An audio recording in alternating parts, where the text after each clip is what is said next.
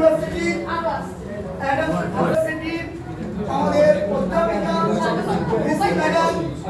এবং আমাদের যারা অন্যান্য অধ্যাপক অধ্যাপিকারা এসেছেন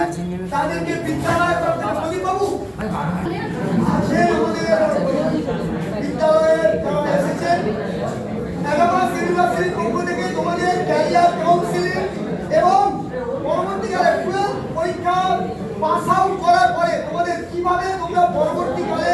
তোমাদের জীবনকে এগিয়ে নিয়ে যাবে বিভিন্নভাবে কোন স্ট্রিমে গেলে তোমাদের কার্যকরী হবে ভালো করে শোনো